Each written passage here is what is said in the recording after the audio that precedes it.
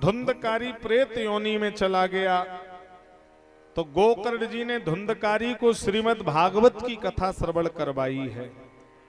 7 गांठ का बांस कटवाया है, काला झंडा लगा दिया और धुंधकारी को उस बांस के अंदर बैठा दिया। चूंकि प्रेत है, हवा का झोंका आएगा तो उड़ जाएगा, तो बांस के भीतर बैठा दिया गया। प्रथमे चा तथा सेयम प्रथम ग्रंथि विभेदनम। पहले दिन की कथा विश्राम हुई तो बांस की पहली गांठ फट गई। एवं सप्त दिनश्चैव सप्त ग्रंथि विभेदनम। एक एक करके बांस की 7 गांठें फट गईं और धुंधकारी तुलसी की माला डाल करके प्रकट हो गया। बोलो श्रीमद् भागवत महापुराण की जय हो। श्रीमद् भागवत की महिमा से आज धुंधकारी उद्धार हो गया और भगवत पार्षद विमान लेकर आए। धुंधकारी को विमान में बैठाकर भगवत धाम में ले गए। अब वहां और भी प्रेत थे, वो भी मुक्त हो गए, लेकिन विमान एक ही आया। तो और प्रेतों ने झगड़ा कर दिया, बोले विमान हम लोगों के लिए क्यों नहीं आया। तो यहां गोकर्ण जी ने बताया कि तुमने और धुंधकारी ने सुनने में एक अंतर कर दिया। सुनने में क्या अंतर कर दिया? बोले तुम कथा केवल सुनते थे, लेकिन धुंधकारी सुनकर के रोज कथा का मनन करता था। श्रवणम तू मननम कृतम। कथा केवल सुनने से काम नहीं चलेगा, कथा को सुनकर अपने जीवन में उतारा जाए, कथा की बातों को अपने जीवन में धारण किया जाए, तब तो कथा कल्याण करेगी। और कथा केवल सुन के डाल दी तो कथा से कल्याण होने वाला नहीं है। कथा जीवन में उतारने की वस्तु है, अपने जीवन में धारण करने की वस्तु है कथा। फिर सप्ताह श्रवण विधि बताई। अगर कोई कथा कराना चाहे तो कैसे कराए। कलयुग में अगर कोई कथा से पुण्य कमाना चाहे तो कैसे करे। तो बताया दैवज्ञम तु समाहूय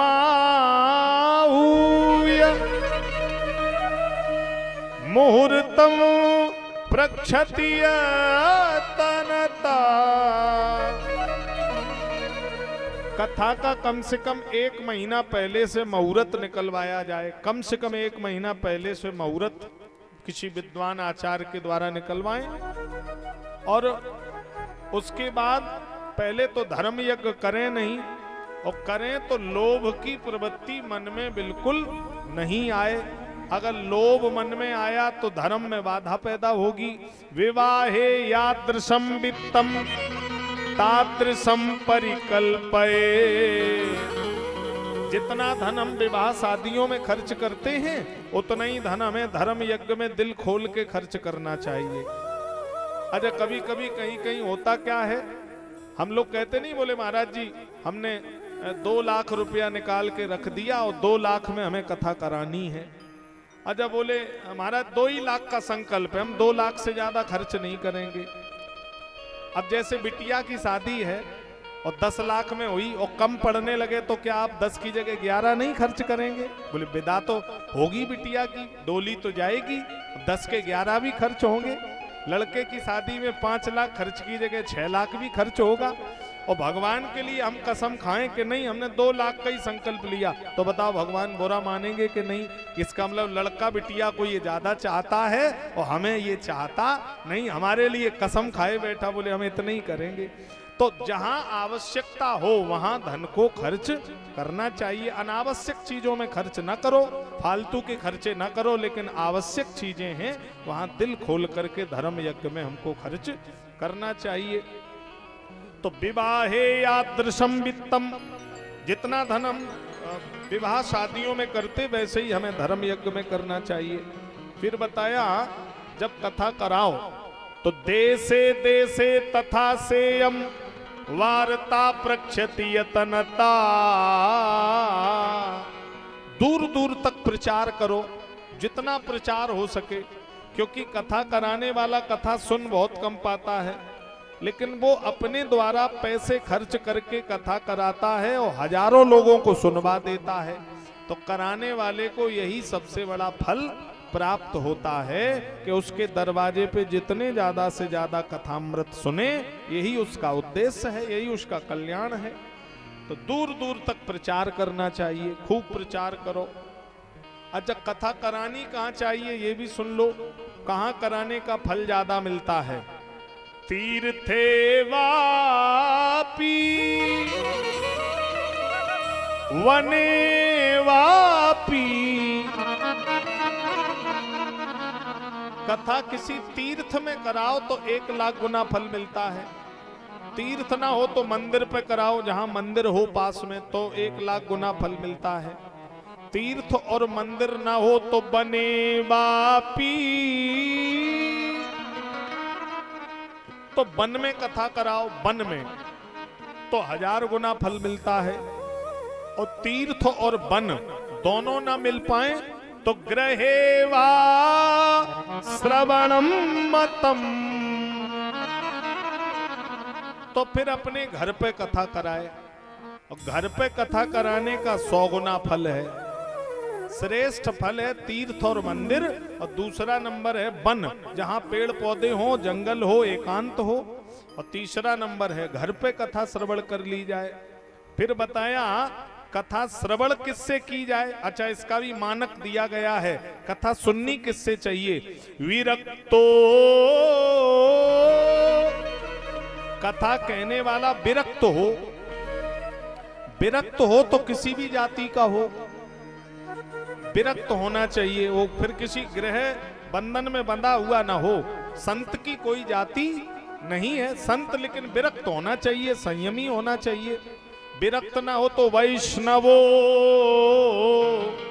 तो कोई वैष्णव साधु मिल जाए, जो वैष्णव संप्रदाय का हो, ऐसा संत मिल जाए कथा कहने के लिए।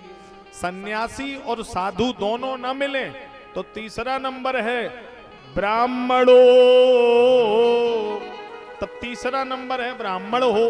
अच्छा, ब्राह्मण भी केवल जाति का नहीं, कर्म से भी ब्राह्मण हो और उसे संस्कृत देववाणी का ज्ञान हो, वेद पुराणों का अध्ययन किया हो, तब वो कथा का अधिकारी है। ये नहीं कि केवल हमने कैसेट से 2-4 भजन सीख लिए और महाराज आकर के बैठ गए और कथा का ना खुद ज्ञान है ना सुनाने वाले को ज्ञान दे पा रहे हैं। अब आजकल तो कथा की मर्यादा हम लोगों ने इतनी गिरा दी है, हम लोगों ने केवल धंधा बना लिया है व्यासपीठ को। अब बोले इससे बढ़िया धंधा कोई नहीं है। कुछ आता हो ना आता हो, बस कथा कहना शुरू कर दिया। और ऐसे ऐसे गाना हम लोग मंच से गाते हैं, ले आए रे बलमा सैया जाने क्या क्या। आप बताइए, व्यासपीठ से मार्गदर्शन होता है, व्यासपीठ समाज को संदेश देती है। व्यासपीठ मनोरंजन का विषय नहीं है, व्यासपीठ मनोरंजन का विषय नहीं, मार्गदर्शन का विषय है। व्यास गद्दी की आज भी लोग बात ध्यान से सुनते हैं, आज भी बात मनन करते हैं। तो व्यास गद्दी पर मनोरंजन नहीं होना चाहिए, ये तो आत्मसाध का विषय है, कल्याण का विषय है। भगवान की कथा तो आनंद का विषय है। तो मैं निवेदन कर रहा था, इसके बाद बताया 7 दिन जब तक कथा चले तो तक श्रोता को ब्रह्मचर्य का पालन करना चाहिए। इसका बड़ा प्रभाव होता है। ब्रह्मचर्य का पालन करके कथा श्रवण करे और बोले छौर कर्म ना करे। छौर कर्म क्या होता है? नाखून काटना, बाल काटना, शेविंग करना। परीक्षित के लिए तो बहुत जरूरी है। परीक्षित जी 7 दिन बिल्कुल शेविंग एविंग अब आप नहीं करेंगे, बिल्कुल नियम से आपको रहना पड़ेगा। हाँ, और फिर बताया दुदलम मधुतैलम गरिष्ठान्यम तथैव च। गरिष्ठ भोजन नहीं करना चाहिए। गरिष्ठ भोजन क्या होता है? जैसे लहसुन है, प्याज है, गरम मसाला है, ये सब चीजें कम से कम, क्योंकि लहसुन प्याज मांसाहारी नहीं है। फिर खाया क्यों नहीं जाता है? क्योंकि लहसुन प्याज में जब साइंस ने भी रिसर्च किया तो तमोगुण पाया गया। क्रोध बढ़ाता है लहसुन प्याज, और क्रोध भक्ति में बाधा डालता है। तो ऐसी चीजें नहीं खानी चाहिए जिससे बहुत ज्यादा क्रोध आए, बहुत ज्यादा कामुकता आए। तो ऐसी चीजों से बचना चाहिए। तो 7 दिन जब तक परीक्षित जी आपके यहाँ भंडारा बने, 7 दिन जब तक आपके यहाँ भोजन बने, शशिकांत जी भंडारे में आपके घर में लहसुन प्याज नहीं पड़ेगा बिल्कुल, चाहे हम लोगों का भोजन हो चाहे आप लोगों का भोजन हो। 7 दिन बिल्कुल लहसुन प्याज आपके घर में बंद रहेगा। क्योंकि ये कथा जीवन में एक बार हम लोग कराते हैं, तो इसका पूरा फल मिले ये प्रयास करो और पूरे नियम से इस कथा का पालन आप लोग करेंगे। अच्छा, फिर सुन लीजिए, परीक्षित के लिए एक नियम और है, थोड़ा कठिन नियम है। परीक्षित को व्रत रहकर कथा सुननी पड़ेगी। व्रत रह करके कथा सुनी जाए, फलाहार रह करके। जैसे दूध है, फल है, आलू है, आप साबूदाना की खीर है, ये सब ले सकते हैं। अब लेकिन अगर शरीर में दिक्कत है, किसी को डायबिटीज है, हार्ट की समस्या है, तो उसके लिए थोड़ी सी छूट दी गई है। क्या छूट दी गई है? भोजनम तुवरम मन्ने कथा श्रवण कारकम। तो एक टाइम भोजन ले सकते हैं, वो भी शाम को जब कथा की आरती हो जाए तब एक टाइम भोजन ले लें, और सवेरे दूध, दही, आलू, साबूदाना ये सब फलल ले लें। तो परीक्षित जी एक टाइम भोजन ले लिया करना शाम को, दिन में फलाहार बने रहना, कोई दिक्कत तो नहीं है। हाँ, दिन में फलाहार रह लेना और शाम के टाइम कथा के बाद एक टाइम भोजन करते रहना। इतनी छूट हम आप लोगों को दे रहे हैं। हाँ, तो महाराज वो परीक्षित जी बड़े नियम के साथ कथा सुन रहे थे। वो परीक्षित जी ने 7 दिन 7 रात अनशन व्रत लिया था। जल भी 7 दिन 7 रात परीक्षित जी ने ग्रहण नहीं किया था। इतनी कठिनता से कथा को श्रवण किया था। तो अब न वो परीक्षित कोई बन सकता है और न वो सुखदेव कोई बन सकता है। तो लेकिन हम लोग जितना पालन कर पाए उतना जीव के कल्याण के कार्य है। अब इसके बाद बताया, उद्वंग मुखो भवेत वक्ता श्रोता वै प्रांग मुखस्तदा। श्रोता वक्ता को आमने सामने मुंह करके बैठना चाहिए। पूरक होकर जब व्यास गद्दी के सामने से कथा सुनोगे तो पूरा फल प्राप्त होता है। ये बैठने का क्रम है। फिर बताया, शाम को जब कथा विराम हो जाए तो 2, 4, 5 कीर्तन भी पांडाल में करने चाहिए, माताओं को या पुरुषों को। तो कीर्तन करने से भगवान बड़े प्रसन्न होते हैं। व्यास गद्दी के समक्ष भगवान कह रहे, जहां कीर्तन होते हैं तो मैं वहां आता हूं, और अकेले नहीं आता हूं, प्रहलाद नारद पराशर पुंडरीक व्यासांबरी सिसक सौनक भीष्म दलाभ्यान रुक्मांग दार्जुन वशिष्ठ विभीषणादीन पुण्यानिमान परम भागवता नमामि। मैं सनत कुमार अर्जुन विभीषण सबको लेकर के मैं उस पांडाल में आके नाचने लगता हूं। फिर और सुनिए, अगर कोई सन्यासी भागवत कराए, कोई संत भागवत कराए, तो उसके लिए हवन और भंडारा जरूरी नहीं माना गया है। सन्यासी अगर कथा कराए तो हवन और भंडारा न करे, लेकिन गीता का पाठ करवा दे भागवत के बाद, तब उसकी कथा पूरी हो जाएगी। लेकिन अगर कोई गृहस्थ धर्म का कथा कराए तो वो श्रद्धा अनुसार कन्या संत ब्राह्मण भक्तों का भोजन भी कराए और हवन भी करे, तब उसकी कथा पूरी मानी जाती है। तो ये मैंने मूल विषय आपके बीच में रखा है। वर्णम तु पंच विप्राणाम। अब ध्यान दें, कथा में 5 वर्ण बनाने चाहिए। 5 वर्ण बने हैं या बनाए गए हैं? 5 वर्ण क्यों परीक्षित जी? 5 वर्ण बनाए गए होंगे। हाँ, वर्णम तु पंच विप्राणाम। अच्छा, मान्य बनाए गए हैं। अच्छा। अच्छा, ये वर्ण का बड़ा खेल होता है, बड़ी भूमिका है। वर्णों को एक एक माला दी जाती है और बैठने के लिए कुश का आसन दिया जाता है, और यजमान की जिम्मेदारी है कि रोज उनको तिलक करे और तिलक करके उनको दक्षिणा दे और दोनों टाइम घर पे भोजन कराए। फिर वर्णों की क्या जिम्मेदारी है? जब तक कथा चलेगी तब तक वर्ण उस माला का जाप करें बैठ करके। मंत्र कौन सा है? 12 अक्षर मंत्र। 12 अक्षर मंत्र किसे कहते हैं? ओम नमो भगवते वासुदेवाय। तो कथा में किसी तरह की विघ्न न पड़े, इसकी जिम्मेदारी किसकी है? वर्णों की। वर्ण 5 पंच हैं, ये कथा के पंच हैं, इनकी जिम्मेदारी है ये कथा में 12 अक्षर मंत्र का जाप करें। तो कम से कम 1 माला तो जाप करें ही, जो वर्ण बने हो भाई मान्य लोग, तो 1 माला का जाप तो कम से कम करें ही। पूरे दिन ना माला जाप कर पाए तो ये विधि बताई गई कथा की। और जवाहरों को जल से दोनों टाइम सींचें। जवाहरों की बड़ी सेवा करी जाती, जैसे पिता पुत्र की सेवा करता है। माताएं ब्रह्म मुहूर्त में व्यास गद्दी की परिक्रमा लगाएं, क्योंकि 33 करोड़ देवी देवता व्यास गद्दी पर बैठे हैं, और व्यास गद्दी की परिक्रमा लगाने से माताओं को मन वांछित फल प्राप्त हो जाता है। ये विधि बताई गई है। इसके बाद भागवत का प्रथम स्कंद यहां पूरा हो गया महाराज महात्म का। अब यहां प्रथम स्कंद प्रारंभ हुआ। ओम श्री परमात्मने नमः। प्रथम स्कंद प्रारंभ। प्रथमोध्याय श्री सुकवाच। कृष्णाय वासुदेवाय हरये परमात्मने प्रणतक्लेश नाशाय गोविंदाय नमो नमः। ये कथा बिल्कुल मैं स्कंद अध्याय अध्याय सुना रहा हूं। सहालमपुर वाले ध्यान से सुन लें। बिल्कुल पुराण से प्रमाणित बात बोलूंगा, एक भी बात मैं इधर उधर की नहीं कहूंगा। बिल्कुल आप लोग एकदम प्रमाण से प्रमाणित बात सुनेंगे। और भागवत में 18,000 श्लोक हैं, 335 अध्याय हैं, 12 स्कंद हैं। तो मैं कोई भी अध्याय स्कंद छोड़ूंगा नहीं और कोई भी अध्याय स्कंद पूरा नहीं करूंगा, इस बात की पूरी गारंटी है। अब देखिए, कथा पूरा करना तो ऐसी बात है कि 7 दिन तो बहुत दूर की बात है। कथा को 7 जिंदगी में भी कोई पूरा नहीं कर पाएगा, क्योंकि ये कथा कैसी है? हरि अनंत हरि कथा अनंता, कहाँ ये सुने बहुविध सब संता।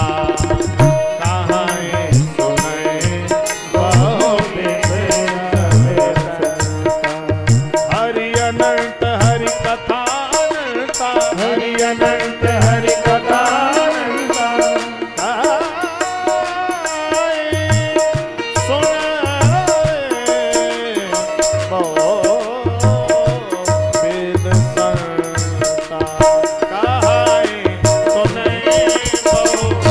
Jai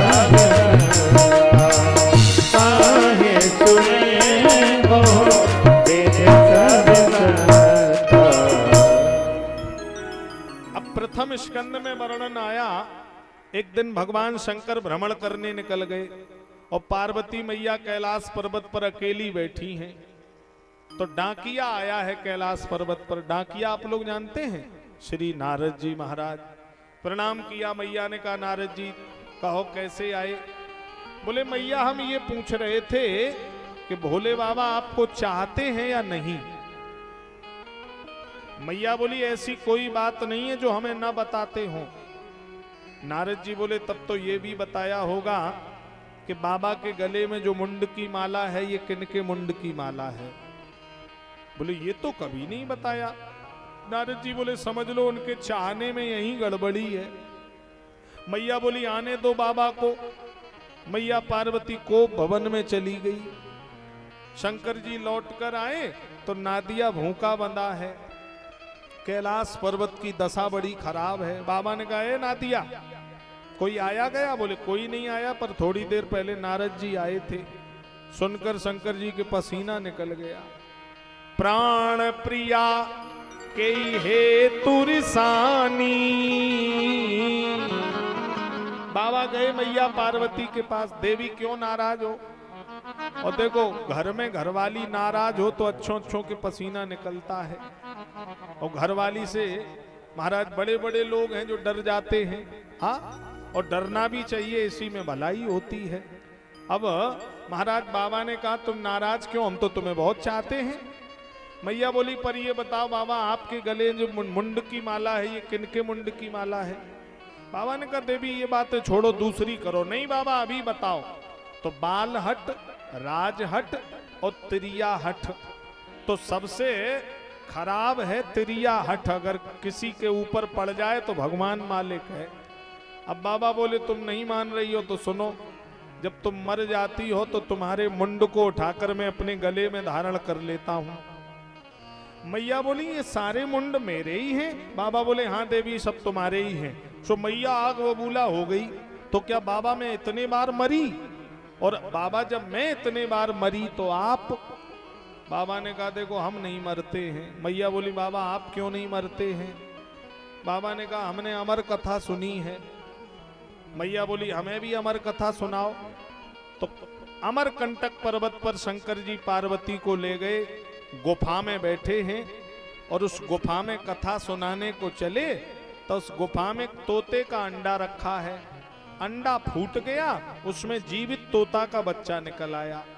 अब कथा में जो हम लोग कहानियां सुनाते हैं तो बीच बीच में बोलता है सुनने वाला, उसे क्या कहते हैं, क्या बोलते हैं उसे, हुंकारी। तो अच्छा उससे क्या होता, सुन कहने वाले का मन लगा रहता है और सुनने वाले को आलस नहीं आता है। तो मैया हुंकारी भर रही है और इतने में तोता का बच्चा हुंकारी भरने लगा और मैया सो गई। पूरी कथा तोते के बच्चे ने सुन ली। शंकर जी ने कहा देवी तो ये कथा किसने चुराई है। त्रिशूल उखाड़ लिया, प्रलयंकारी महेश में प्रलय कर दूंगा। तोता का बच्चा पंख फैलाकर भागा। कहा मिर्जापुर जिला, उड़ता हुआ उत्तर प्रदेश में आया। उत्तर प्रदेश में जनपद जिला जालौन, औरैया के आगे जालौन पड़ता है। जालौन जिला में कालपी शहर है। कालपी शहर में यमुना जी के किनारे मत्स्यगंधापुर पर्वत पर व्यास पत्नी पिंगला के मोह के द्वारा गर्भ में प्रवेश कर गया। शंकर जी बोले देवी तुम्हें इस गर्भ को प्रसव करना पड़ेगा, इसमें चोर है। मैया ने कहा बाबा आपने वेदों में कहा है कि शरण में आए हुए शरणार्थी को कभी मरवाना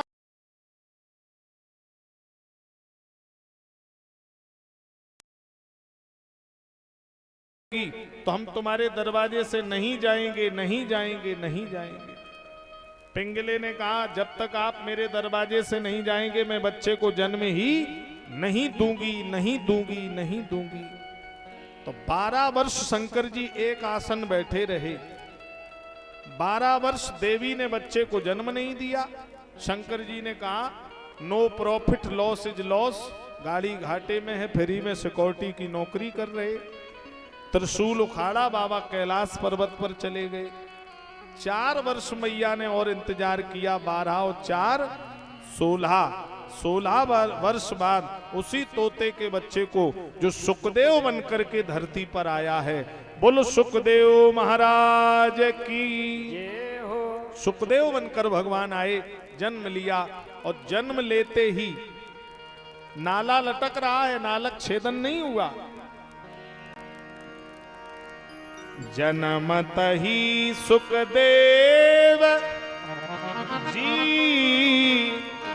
नरा लपेटे अंग,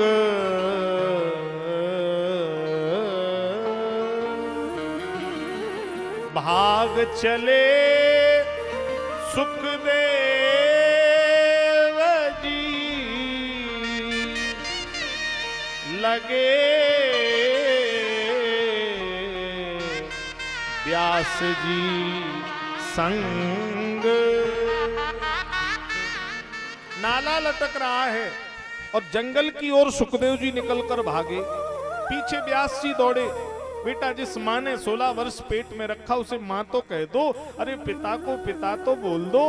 पर सुखदेव ने मुड़ के भी नहीं देखा, लंगोटी भी नहीं लगाए, दिगंबर भेष है, पैर में खड़ाऊ भी नहीं है, नंगे पैर हैं, बड़े बड़े बाल हैं, वक्षस्थल चौड़ा है, लंबी भुजाएं हैं, तेजस्वी ललाट है, कुंदरू जैसे लाल लाल ओठ हैं। सुखदेव जी दौड़ते चले जा रहे हैं, पीछे से व्यास जी भागे। यम प्रव्रजंत मनुपई तमुपई तकृत्यम, यम प्रव्रजंत, यज्ञोपवीत भी नहीं पड़ा है।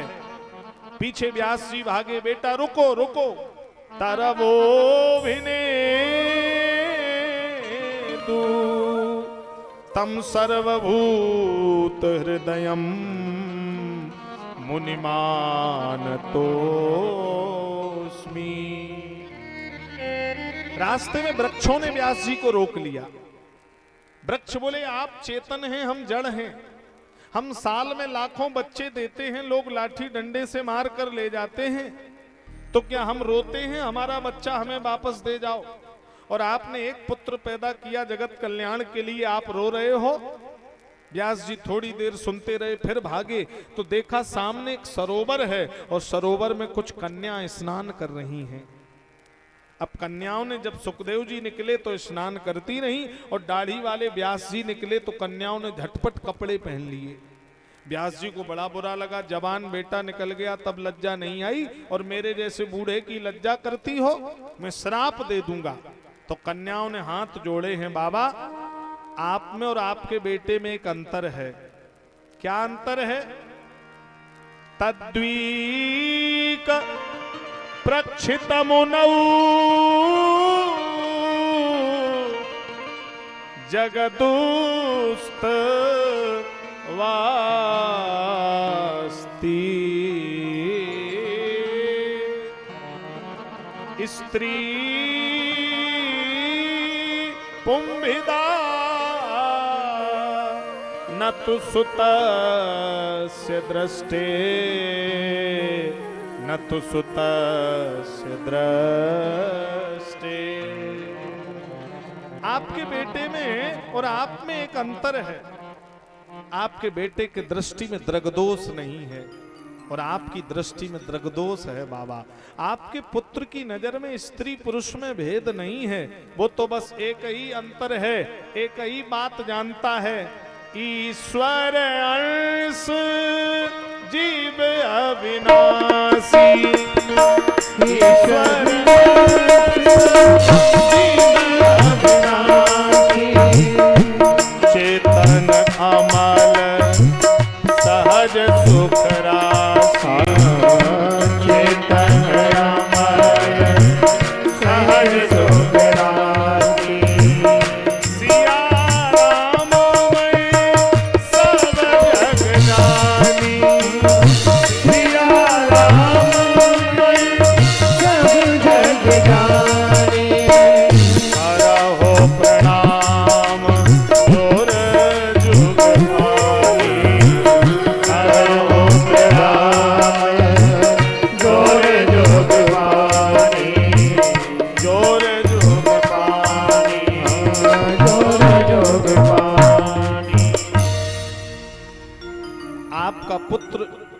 राम में सब जग जानी, और आपकी नजर में दृगदोष है बाबा, तो लज्जा हमने आपके दोष की है।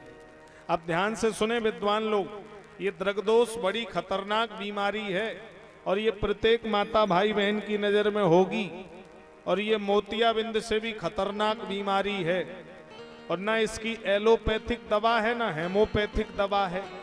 इसकी दवा हमारे वेद और पुराणों में है। आप लोग चाहो तो आपको ये दवा हम बता दें, शाह आलमपुर वालों, दृगदोष की दवा बता दें, बोलो क्यों माता भाई बहन? अच्छा जैसे छोड़ो, फिर कभी मौका मिलेगा तब बता देंगे। अब ही बताएं? नहीं, कुछ लोग तो कह रहे महाराज जी पैसा लियो फिर ही थोड़ा ही आए ना। बिल्कुल बताएंगे भाई, बताने का ही काम है। अच्छा सुन लो, ये दृगदोष क्या है? दूसरे पे अंगुली उठाना। बोले महाराज हमारे गांव में सबसे खराब आदमी यही है। अच्छा सामने अंगुली उठाओ तो ये 3 किधर आती हैं? 3 अपनी तरफ आ रही, ये 3 कह रही उधर बाद में, पहले अपने को देख तू कितना अच्छा है। बुरा जो ढूंढन में चला, बुरा न मिलिया कोई, जो दिल खोजे आपनो मुझसे बुरा न कोई। तो ये दृगदोष है। अब इससे बचना हो तो क्या करना चाहिए? श्री गुरु पद रज मृदु मंजुल अंजन, गुरु पद रज मंजुल अंजन, नयन अमीय दृग दोष विभंजन, नयन अमीय दृग दोष विभंजन, नयन अमीय दृग दोष विभंजन, नयन अमीय दृग दोष विभंजन। इसकी दवा क्या है? गुरुपद रज मृदु मंजूल अंजन। गुरुदेव के चरण की रज कोई शिष्य अपने आंखों में लगा ले, गुरुदेव की कृपा कोई शिष्य अपने सिर पे धारण कर ले, तो नयन अमीय दृगदोष विभंजन। ये दृगदोष बिना गुरुदेव की कृपा के नष्ट होने वाला नहीं है। जब तक गुरु जी की कृपा जीवन में नहीं होगी तब तक दृगदोष मिटने वाला नहीं है। तो ये गुरु बहुत जरूरी है। अच्छा गुरु का अर्थ क्या है आप ये सुन लो। गु माने अंधकार, रू माने प्रकाश। जो हमें अंधकार से प्रकाश में ले जाए उसका नाम गुरु। जो हमारे अंतःकरण में ज्ञान पैदा कर दे उसका नाम गुरु। जो संसार के झूठे संबंधों से जगाकर परमात्मा से जोड़ दे उसका नाम गुरु। तो ये गुरु बहुत आवश्यक है जीवन में। गुरु नितांत अनिवार्य है। गुरु दीक्षा लेना बहुत आवश्यक बताया गया है। और कन्यादान का पूरा फल तभी मिलता है जब आप गुरुमुख हो जाएंगे। किसी अच्छे आचार्य संत ब्राह्मण गुरु से आप दीक्षा ले लें तब आपको दान का पूरा फल मिलेगा। लेकिन आजकल बड़ी समस्या है। गुरुआ फिरे बाजार में कंठी माला ले। आजकल हम लोग घूम रहे हैं गली गली में और तुम न लेना चाहो हम जबरदस्ती चेला बना लेंगे। गुरुजी जबरदस्ती चेला बना रहे हैं। और स्वर्ग जाओ या नरक में हमें टकाटक दे ओ, हमें टकाटक दे। अच्छा फिर सुनिए, गुरु शिष्य का संबंध लोक और परलोक का संबंध है। पति पत्नी पुत्र माँ भाई सब मरने के बाद यहीं रह जाएंगे, लेकिन गुरु मरने के बाद भी गुरु की रिश्तेदारी वहां भी काम आती है। फिर क्या करें? लोभी गुरु लालची चेला होए नरक में बेलम बेला। अब एक सज्जन मुझे मिले, वो कह रहे थे महाराज जी, घर में जब तक सास ससुर जिंदा हो, माता पिता जिंदा हो, तब तक गुरु नहीं बनाने चाहिए। भाई माता पिता हैं तो काहे के गुरु, सास ससुर हैं तो काहे के गुरु। मैंने कहा बिल्कुल ठीक है भाई, मानते हैं कि माता पिता का स्थान सबसे ऊपर है, लेकिन अब एक बात यहाँ ये बताओ, पर ये कोई गारंटी ले सकता है कि सास ससुर से पहले लड़का बहू नहीं मरेंगे, माता पिता से पहले लड़का बहू नहीं मरेंगे, ये कोई गारंटी है? बोलो भाई, हो सकता सास ससुर से पहले लड़का बहू कोई चला जाए, तो फिर क्या करोगे? फिर पछताएं होत का चिड़िया चुन गई खेत। तो इसलिए गुरु जब मौका मिले तब कर लेना चाहिए, माता पिता जीवित हो या ना हो, गुरु से कोई दूसरा हेतु नहीं है। अब एक सज्जन मिले, वो कह रहे थे महाराज जी, हमने सुना है कि गुरु उम्र में बड़ा हो, अपनी से उम्र में छोटा नहीं होना चाहिए। मैंने कहा ठीक है, मान रहा हूं, अगर गुरु उम्र में बड़ा हो, ज्ञान ना हो गुरु के अंदर, तो काम चल जाएगा। अब बोले नहीं नहीं, ज्ञान तो होना चाहिए। तो हमने कहा ज्ञान किसी उम्र में बंधा हुआ नहीं है, ये गॉड गिफ्ट है, किस उम्र में किसे हो जाए। और गुरु उम्र से नहीं होता है, गुरु तो ज्ञान से होता है। और सुखदेव जी 16 साल के थे, आज वो पूरे संसार के गुरु हैं। और आदि शंकराचार्य जी 30 वर्ष के थे, 4 मठों की स्थापना कर दी, आज भी वो संसार के गुरु हैं। तो गुरु की कोई उम्र नहीं है, गुरु ज्ञान से नापा जाता है, ज्ञान से देखा जाता है। तो गुरु अति आवश्यक जीवन के लिए है। अब एक सज्जन मुझे मिले, वो कह रहे थे महाराज जी, रामचरितमानस में बाल कांड में प्रथम चौपाई गोस्वामी जी ने लिखी, बड़ी गलत है चौपाई। क्यों? बोले बंदौ गुरु पद पदम परागा, सुरुचि सुभाष सरसे अनुरागा। चौपाई लिखी है, बंदौ गुरु पद पदम परागा। पदम माने क्या होता है? पदम माने कमल होता है, कमल। अच्छा, तो गुरु जी के चरण और कमल की कोमलता क्या बराबर है?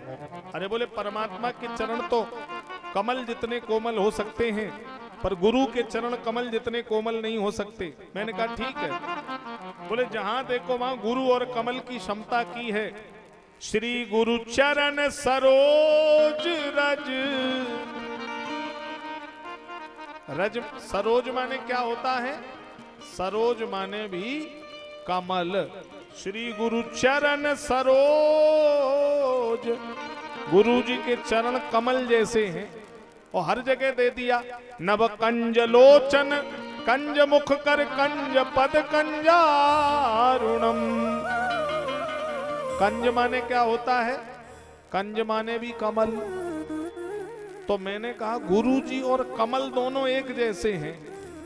एक जैसे कैसे हैं? कमल कहाँ खिलता है? जहाँ कीचड़ होता है। अच्छा, कीचड़ में कमल खिल करके अपनी सुंदरता बिखेर देता है, कीचड़ का लेश मात्र भी कमल पे प्रभाव नहीं पड़ता है। ऐसे ही गुरुजी हैं, संसार के कीचड़ में पैदा होते हैं, हमारे आपके घर में पैदा होते हैं, पर कामनाओं का कीचड़ गुरुजी के ऊपर कोई प्रभाव नहीं कर पाता है। गुरुजी अपनी साधना का प्रकाश संसार में कमल की तरह फैला देते हैं। ये गुरु और कमल दोनों एक जैसे हैं मेरे भाई। सखियों ने बहुत समझाया, पर व्यास जी नहीं माने, फिर पीछे भागे। तो रास्ते में नारद जी मिल गए। नारद जी ने कहा रुको, क्यों रो रहे हो? व्यास जी बोले मेरा बेटा जंगल में चला गया। नारद जी बोले तुमसे बढ़िया तो मैं हूं। अरे मेरी अम्मा मर गई, हम तब नहीं रोए, और तुम्हारा बेटा वन में चला गया, तुम तब रो रहे हो। तुम्हारी अम्मा मर गई तब नहीं रोए? नारद जी बोले हाँ। अच्छा, नारद जी के घर में 2 ही लोग थे, एक नारद जी, एक इनकी माँ। माँ बूढ़ी थी, बीमार रहती थी, तो नारद जी भजन नहीं कर पाते थे, माँ की सेवा में लगे रहते थे। तो ये भगवान से कहते थे कि प्रभु मेरी माँ को उठा लो और फिर हम खूब भजन करते रहें। एक दिन माँ गौशाला में गई दूध निकालने, सर्प ने माँ को डस लिया, माँ दुनिया से चल बसी। नारद जी ताली बजा बजा के नाचने लगे, बोले अब बढ़िया रहा, अब भजन ही भजन करेंगे, अब ले माँ को उठा लिया, अब कोई दिक्कत नहीं। तो व्यास जी को नारद जी ने कहा घर लौट जाओ और जाके 18 पुराण लिखो, जाओ ये भगवान का आदेश है। तब व्यास जी नारद जी के कहने से वहां से वापस लौट आए हैं और आज तक 17 पुराण लिखे थे, अब 18वां पुराण लिखा है श्रीमद् भागवत महापुराण, ये सबसे बाद में लिखा गया। अब एक बात और ध्यान से सुन लीजिए, शाह आलमपुर क्षेत्र के माता भाई बहन, भागवत का जन्म कहां से हुआ? अगर कोई आपसे पूछ दे, कोई विद्वान के भागवत का जन्म कहां से हुआ, तो सुन लो, भागवत का जन्म महाभारत से हुआ है। अब कुछ लोग कहते कि महाभारत का ग्रंथ घर में नहीं रखना चाहिए, नहीं तो महाभारत हो जाती है। मैं कह रहा हूं महाभारत से उपयोगी कोई ग्रंथ नहीं है। महाभारत का ग्रंथ जिसके घर में रखा है, मैं गारंटी ले सकता हूं उसके घर में कभी महाभारत नहीं होगी। क्यों? क्योंकि महाभारत में लिखा है सबसे पहले कि जिस घर में भैया कहे और भैया ना माने, पड़ोसी कहे उसकी चल जाए। जिस घर में भैया भैया की ना माने और पड़ोसी के कहने पे चलना शुरू हो जाए, तो समझ लेना आगे आने वाले समय में उस घर में ही महाभारत होगी। और जिस घर में भैया की भैया मान रहा है, उस घर में कभी महाभारत नहीं हो सकती है मेरे भाई। तो कहां से भागवत लिखी है? शायद कोई कथावाचक आपको ये बात बताएगा। प्रथम स्कंद अध्याय नंबर 7 श्लोक नंबर 13, यहां से भागवत लिखना व्यास जी ने प्रारंभ की है। बिल्कुल ध्यान से सुन लेना। प्रथम स्कंद अध्याय 7 श्लोक 13, श्लोक कौन सा है? यदा मृधे कौरव सृंजयानाम वीरम गतिम वीर गतिम गतेषु ब्रकोदरा विद्ध गदा विमर्श भगनोर दंडे धृतराष्ट्र पुत्र। कौरवों और पांडवों में युद्ध हो रहा है, यहां से कथा व्यास जी ने प्रारंभ की है। और इतना ही नहीं, फिर ये भी लिख दिया ब्रकोदरा। ब्रकोदर बोलते हैं भीम को। गदा विद्धम, तो भीम ने अपनी गदा मारी है। कहां? धृतराष्ट्र पुत्रे, धृतराष्ट्र के बड़े बेटा दुर्योधन की जंघा पर भीम ने गदा मारी, तो दुर्योधन की जंघा के टुकड़े टुकड़े हो गए और दुर्योधन धरती पर गिरा। एक एक क्षण दुर्योधन मृत्यु के करीब जा रहा, मृत्यु आ गई, दुर्योधन के प्राण निकल रहे हैं। और मरते मरते दुर्योधन, देखिए मरते मरते ये अपनी मलिनता नहीं छोड़ रहा, कह रहा है अगर 5 पांडवों की गर्दनों को कोई काट कर मेरे सामने रख दे तो मैं हस्तिनापुर का आधा राज्य उसे दान में दे जाऊंगा।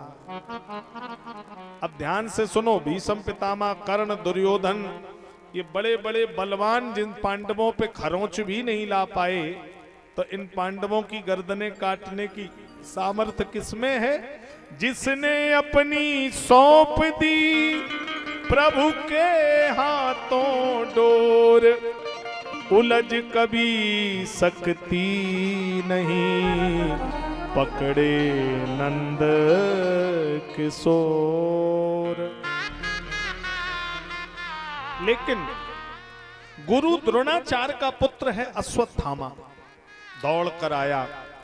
दुर्योधन तू रो मत मेरे भाई, तू मेरा मित्र भी है, तू मेरे गुरु पुत्र होने के नाते मेरा भाई भी है। मैं तुझे वचन देता हूं 5 पांडवों की गर्दनों को काट करके मैं लाऊंगा। शाम का समय है, तलवार लेकर अश्वत्थामा भागा, पांडवों के शिविर कक्ष में पीछे से प्रवेश कर गया। इधर 5 पांडव भगवान कन्हैया के साथ भ्रमण करने निकल गए। अब पांडवों के कक्ष में 5 पांडव के पुत्र सो रहे हैं, द्रौपदी के गर्भ से पैदा हैं, भीम का भीम जैसा, सहदेव का सहदेव जैसा, नकुल का नकुल जैसा, धर्मराज का धर्मराज जैसा, अर्जुन का अर्जुन जैसा। दिखने में राजन ये पांडव ही लगते हैं। सोते हुए रात के अंधेरे में अश्वत्थामा को लगा कि पांडव सो रहे हैं, सो तलवार ले जाकर के हत्यारे ने क्रोध में काट दिए वह बाल। पांचों की गर्दन पर तलवार मार दी, खून के फुब्बारे छूटने लगे। पांचों पुत्रों ने तलब तलब कर प्राण त्याग दिए। उन पांचों के शीश से निकल गया चंडाल। चंडाल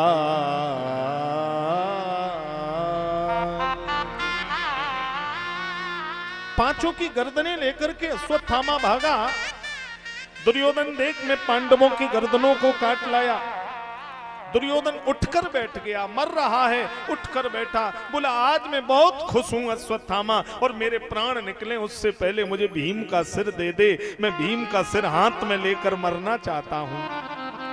भीम के बच्चे का सिर अश्वत्थामा के हाथ पर, अश्वत्थामा ने जैसे ही दुर्योधन को दिया, सिर हाथ में लेते ही दुर्योधन समझ गया कि ये भीम का सिर नहीं है, और अश्वत्थामा के सामने दुर्योधन रोने लगा। अरे दुर्योधन ने कहा अश्वत्थामा ये भीम का सिर नहीं है रे, ये तो भीम के बच्चे का सिर है, और तुझे परमात्मा कभी क्षमा नहीं करेगा, तुझे भगवान कभी क्षमा नहीं करेगा अश्वत्थामा। अरे इन बच्चों ने मेरा क्या बिगाड़ा था रे, तू सोते हुए बच्चों की गर्दनों को उतार ले आया, और पांचों की गर्दनें उठाकर दुर्योधन गोद में रख के रोया है और बोला अरे ये मेरे नहीं थे, मेरे भाइयों के थे, तूने तो मेरे वंश में दिया जलाने वाला नहीं छोड़ा रे। ब्लड में चाहे जितनी दूरियां हो जाएं, लेकिन ब्लड ब्लड को देखकर उबाल मारता है। ध्यान से सुन लेना। दुनिया में कूट अनेकों हैं, दुनिया में फूट अनेकों हैं, पर भाई भाई सम फूट नहीं। जो भाई भाई सबसे बड़ी ताकत होते थे, आज भाई भाई सबसे बड़े दुश्मन हो गए हैं। कितनी शर्म की बात है हमारे समाज के लिए। जो राम और भरत की धरती है, चारों भाइयों ने अयोध्या जैसे राज्य को फिटबॉल बना दिया, किसी ने अयोध्या की गद्दी स्वीकार नहीं की। और एक आज हम भाई हैं, सोते हुए भाई को हम लोग चारपाई पर 1 फुट जगह के लिए गोली मार देते हैं। आए दिन अखबारों में, टेलीविजनों में आप लोग देखते हैं भाई ने भाई को गोली मार दी, भाई ने भाई को लाठी से घायल कर दिया। क्यों? बोले 1 फुट जगह के पीछे। कितनी शर्म की बात है मेरे भाई।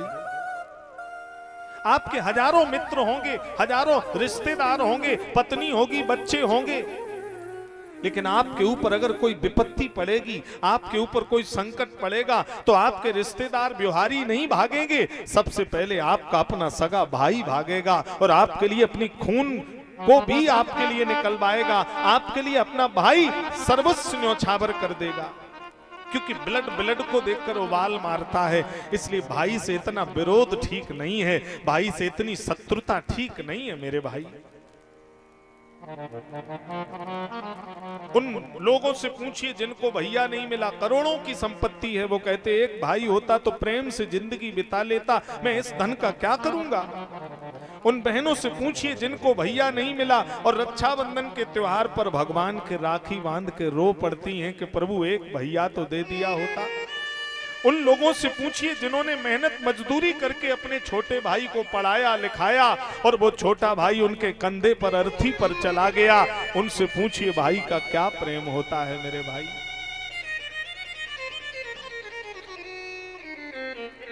कितनी शर्म की बात है।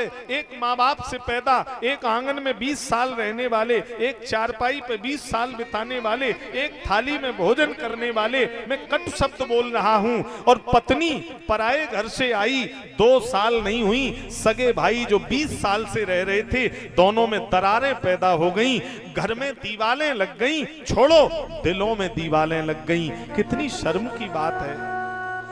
आपके माता पिता चाहे कहीं भी हो, आप करोड़ों रुपए पैदा कर लेना, लेकिन आप अपने भाई को अपना शत्रु मानते हो, तो आपके माँ बाप कभी प्रसन्न नहीं रहेंगे। चाहे वो स्वर्ग में हो, वहां से वो रो रहे होंगे कि आज मेरी संतानों में कितनी कटुता हो गई है। आपका बड़ा भाई बेईमानी कर सकता है, मैं मानता हूं। आपका छोटा भाई बेईमानी कर सकता है, मैं मानता हूं। लेकिन आपसे मैं आग्रह कर रहा हूं, हाथ जोड़कर निवेदन कर रहा हूं, आप अपने भाई से गोली मत चलाना, लाठी मत चलाना। मेरी बात नोट कर लेना। मैं कभी कथा कहने दोबारा आऊं या ना आऊं, लेकिन मेरी बात को आप गांठ में बांध कर ले जाना। एक एक शब्द में अनमोल दे रहा हूं। पिता के मरने के बाद घर में बड़ा भाई पिता के समान माना गया है। पिता के मरने के बाद घर में अगर कोई पिता है तो बड़ा भैया है, और बड़ा भाई अगर बेईमानी कर ले तो लड़ना मत, सोच लेना मेरे बाप ने मुझे नहीं दिया, मेरे पिता ने मुझे नहीं दिया, क्योंकि बड़ा भाई पिता के समान है। और छोटा बेईमानी कर ले तो सोच लेना हमने अपने औलाद को दे दिया, हमने अपने लड़के को दे दिया, जा तू सुखी रह ले, खुश रह ले।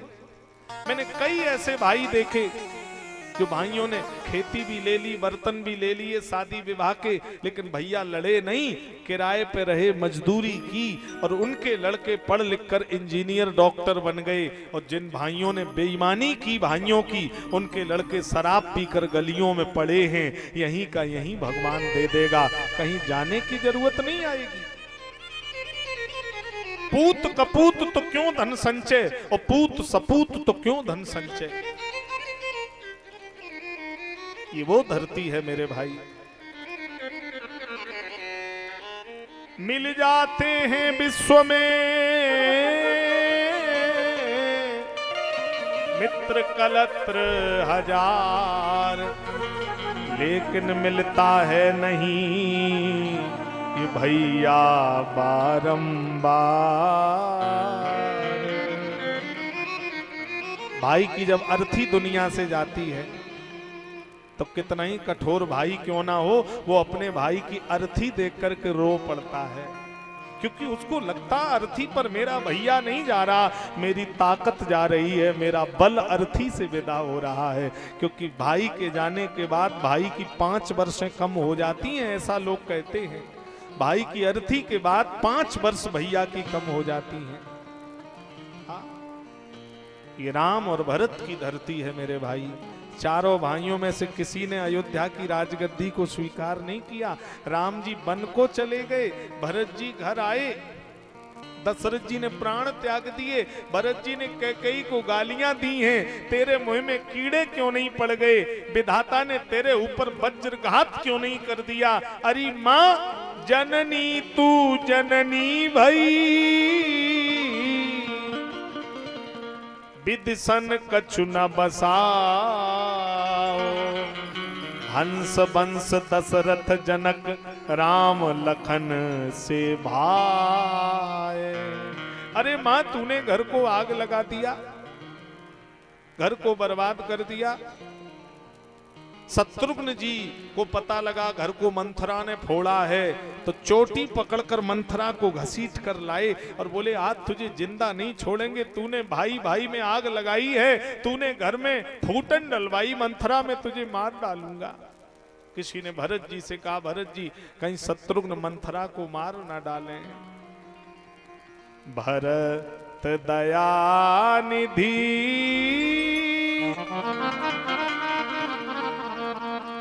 दीन छिड़ाई,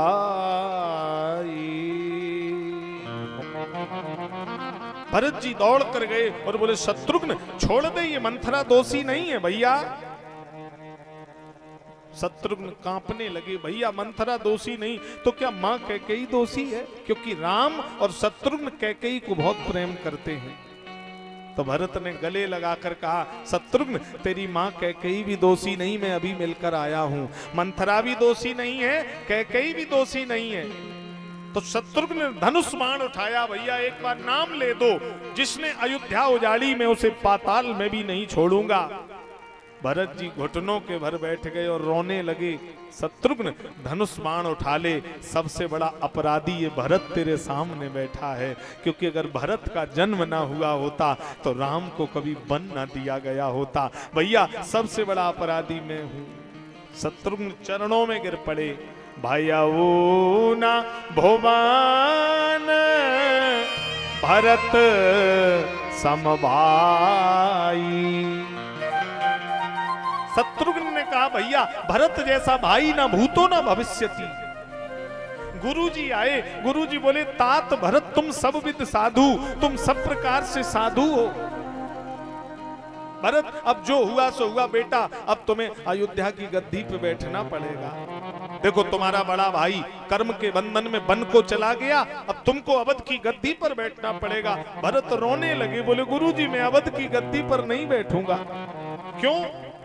भरत जी ने कहा, गुरुजी अगर मुझे अवध की गद्दी पर आपने जबरदस्ती बैठाया मैं बैठूंगा नहीं, अगर जबरदस्ती बैठाया तो मुझे बैठना पड़ेगा, और गुरुजी मुझे जबरदस्ती अवध की गद्दी पे बैठाओगे तो ये धरती मैया रसातल में चली जाएगी। गुरुजी रोने लगे, बोले भरत धरती रावण कुंभकर्ण के अनाचार को सहती रही, तब रसातल को नहीं गई, और भरत जैसे सन्यासी के बैठने से रसातल में चली जाएगी। भरत ने कहा, गुरुदेव धरती मां जानती है रावण कुंभकर्ण दुराचारी हैं, लेकिन दुराचारियों का काम जिस दिन राम का भैया करने लगेगा तो गुरुजी ये धरती भरोसा किस पे करेगी। मोहे बरियान राज देव जबई रसा रसा तल जाइए तबई। और चारों भाइयों ने अयोध्या के राज्य को स्वीकार नहीं किया। इसलिए मैं निवेदन करता हूं, आज भाई भाई में शत्रुता देखने को मिलती, मन में कष्ट होता है। और बड़े भाग्यशाली हैं जिनको पत्नी धर्म पत्नी मिल जाए। आपको मालूम पत्नी की व्याख्या क्या है? पतनात् पातत इत पत्नी। पत्नी का शुद्ध शब्द है जो पति को पतन होने से बचा ले, पति को गलत रास्ते पर जाने से बचा ले, वो सच्ची पत्नी है। और पति अगर गलत रास्ते पे चला गया और पत्नी रोक नहीं पाई तो वो पत्नी नहीं है।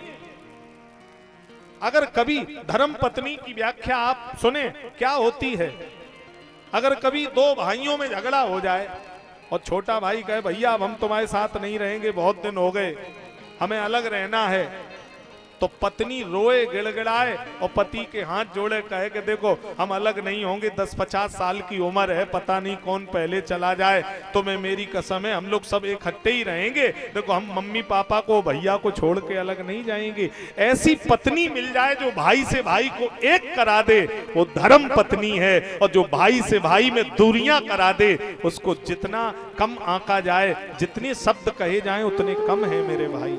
जो अपने स्वार्थ के लिए घर को तोड़ दे, अपने स्वार्थ के लिए घर में आग लगा दे, उस संबंध से क्या मतलब है मेरे भाई। ये कथाएं हजारों यज्ञ हो रहे हैं। मैं बार बार कहता हूं मैनपुरी जनपद वालों, केवल कथा और भागवत से कल्याण नहीं होगा। जब तक कपड़ा गंदा है तो उस पे पहले साबुन लगेगा, तब नील असर करेगी, और गंदे कपड़े पर नील चढ़ा दोगे तो धब्बे लग जाएंगे। आज समाज कंठ तक गंदा है। आज लड़का जो अपने भैया को नहीं मानता, जो लड़का अपने माता पिता का सम्मान नहीं करता, बताइए ये गीता भागवत रूपी नील उसके जीवन में असर करेगी क्या? हमें पहले अपने माँ बाप का सम्मान करना पड़ेगा, हमें अपने बड़े भाई का आदर, अपने से बड़ों का सम्मान करना पड़ेगा, तब ये गीता भागवत रूपी नील हमारे जीवन में असर करेगी, तब ये भागवत कल्याणकारी होगी मेरे भाई। नहीं तो हजारों कथावाचक घूम रहे हैं, हमारे जैसे तमाम कथावाचक आएंगे अपनी अपनी जेबें भर के, हम तो अपनी गाड़ी में बैठ के घर चले जाएंगे। आपके समाज में क्या हो रहा है क्या नहीं हो रहा इससे हमें क्या लेना देना। लेकिन ये व्यासपीठ आज भी समाज का मार्गदर्शन करती है, इसलिए मैं सत्यता से आपको जोड़ रहा हूं मेरे भाई। भाई से भाई का संबंध बना रहे, भाई से भाई का प्रेम बना रहे। एक जगह गाना बज रहा था, मैंने सुना, चाहे भैया कितना बैरी हो पर भेद छुपाना ना चाहिए। भैया से कभी बैर नहीं करना, भैया तुम्हारे ऊपर विपत्ति पड़ेगी तो तुम्हें निकाल करके ले आएगा। और चाहे पत्नी जितनी प्यारी हो पर भेद बताना ना चाहिए। आज संयुक्त परिवार देखने को नहीं मिलते हैं, पुराने जमाने में संयुक्त परिवार होते थे, आज संयुक्त परिवार दिखाई नहीं देते हैं। क्यों? स्वार्थी लोग हो गए हैं, चालाक लोग घर में आ गए हैं, बंधे घर टूट गए हैं, घर कहीं बंधे नहीं दिखाई दे रहे हैं। संयुक्त परिवार के लिए बहुत तपस्या करनी पड़ती है, संयुक्त परिवार के लिए बहुत त्याग करना पड़ता है मेरे भाई। एक जगह की मुझे बात स्मरण आ गई, मेरी कथा चल रही थी, ग्वालियर के पास एक गिरथान गांव है और वहां मैं अपने गुरुदेव भगवान के साथ में था।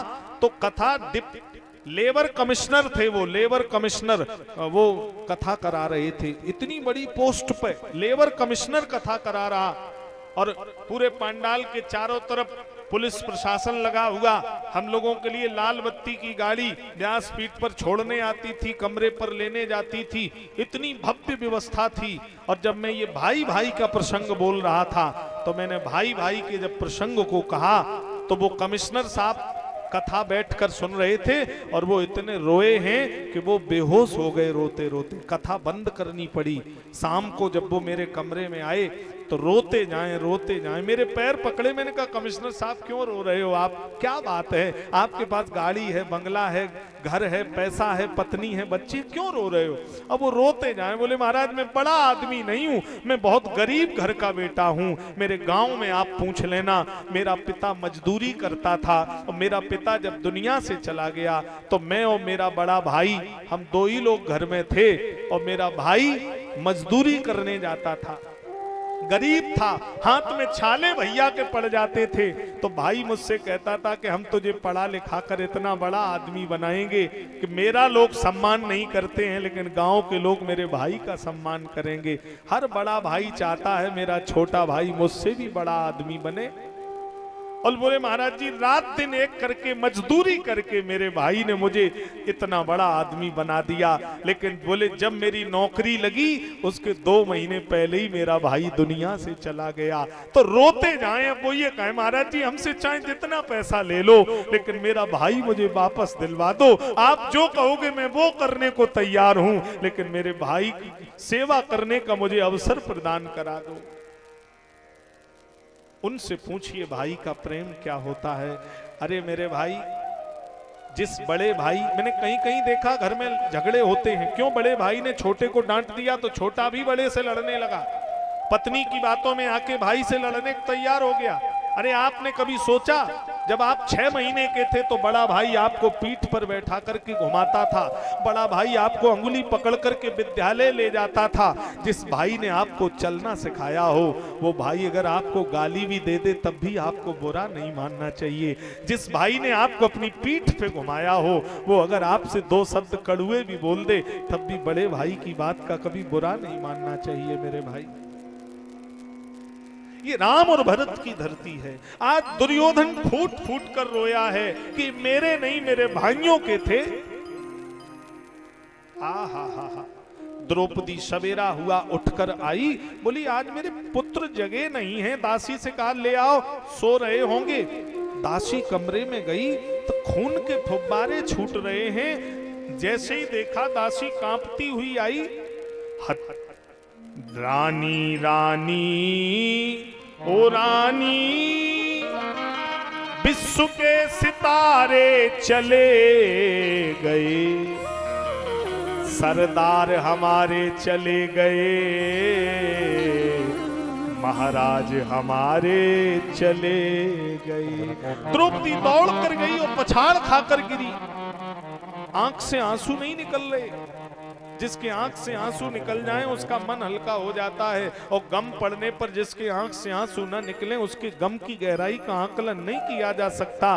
द्रौपदी मूक हो गई। किसी माता पिता की संतान उनके सामने दुनिया से चली जाए, किसी माता पिता का बच्चा उनके सामने दुनिया से विदा हो जाए, इससे बड़ी विपत्ति माँ बाप के जीवन में कोई नहीं हो सकती मेरे भाई। इससे बड़ा संकट माता पिता के जीवन में कोई नहीं हो सकता। आज जिस द्रौपदी के 5 पुत्र मरे पड़े हों, वो छत्राणी के दुख को मैं क्या व्यासपीठ से व्यक्त करूं मेरे भाई। अर्जुन को पता लगा, अश्वत्थामा को रस्सियों में अर्जुन बांध करके ले आए हैं। तथा हृतम पशुवत पास बद्धा मवांग मुखम कर्म जुगुप्सतेना। और द्रौपदी से कहा, तलवार उठा ले छत्राणी, इसने तेरे 5 पुत्र मारे हैं, इसकी गर्दन धड़ से अलग कर दे। द्रौपदी चीख पड़ी, मुच्चता मुच्चता मेसु, छोड़ दो छोड़ दो, अर्जुन इसे जाने दो। अर्जुन बोले, इसने तेरे पुत्रों को मारा है। द्रौपदी बोली, अर्जुन पुत्र वियोग क्या होता ये एक मां जानती है, और आज अगर इसे भी मार दोगे तो हमारी गुरु माता जो इसकी मां है वो हमारी गुरु मां है, तो उस मां पर क्या बीतेगी। इसलिए अर्जुन एक ही मां को दुखी रहने दो, आज इसे जाने दो। धन्य है छत्राणी, 5 पुत्र मर गए, कह रही अगर इसे भी मार दोगे तो इसकी मां पे क्या बीतेगी। अर्जुन इसे जाने दो, आज एक ही मां दुखी रहे, अब 2-2 माताओं को दुखी न करो। भीम बोले, मैं इसे जीवित नहीं छोड़ूंगा। ब्रह्म बंधुर्न हंतुप्यम आतताई मदार्णः। भगवान बोले, जो कर्म से मर गया हो उसको मारना नहीं चाहिए, और जो आतताई है उसे छोड़ना नहीं चाहिए। आतताई को दंड मिले, और कर्म पतित को क्या मारोगे, वो कर्म से जो मर चुका है। अर्जुन समझ गए, ब्रह्ममणि को खींच लिया, काला मुंह करके नगर में घुमाकर इसको बाहर निकाल दिया। अब अश्वत्थामा ने प्रण किया, मैं अर्जुन के वंश में दिया जलाने वाला नहीं छोड़ूंगा। अब देखो, कुरु वंश समाप्त हो गया। पांडवों के 5 पुत्र थे, वो अभी अभी मारे गए। अभिमन्यु 16 वर्ष का वीर गति को प्राप्त हो गया। अब इनके वंश में दिया कौन जलाएगा। तो जब अभिमन्यु 16 वर्ष का वीर गति को गया, उस समय अभिमन्यु की शादी हो गई थी, और अभिमन्यु की पत्नी थी उत्तरा, और उत्तरा गर्भवती है। जब अभिमन्यु मरे हैं तो उत्तरा गर्भवती है, और उत्तरा के गर्भ में एकमात्र पांडवों का वंश जिंदा है जो परीक्षित बनकर पल रहा है। आज अश्वत्थामा ने ब्रह्मास्त्र छोड़ दिया उत्तरा के गर्भ में। उत्तरा चीख पड़ी, पाही पाही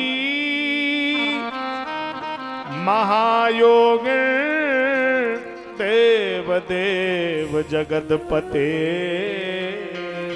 हे गोविंद, हे गोपाल, रक्षा करो। हे कन्हैया, मैं मरूं तो मुझे मर जाने देना, लेकिन मेरे गर्भ में पांडवों का एक अंश जिंदा है। हे कन्हैया, इसको कुछ मत होने देना। नान्यम तद भयम पश्य यत् मृत्यु परस्परम। भगवान दौड़ पड़े, अर्जुन पीछे भागे, उद्धव भागे, दारुक भागे। क्या हुआ? भगवान बोले, अर्जुन उत्तरा मुझे बुला रही है। अर्जुन बोले, प्रभु मुझे सुनाई नहीं दे रहा। भगवान बोले, अर्जुन अगर दीनों की आवाजें सबको सुनाई देंगी तो मुझे दीन बंधु कौन कहेगा। अंगुष्ठ मात्र ममलम वयवम विलोक्य। अंगूठे के आकार का बनकर भगवान उत्तरा के गर्भ में प्रवेश कर गए।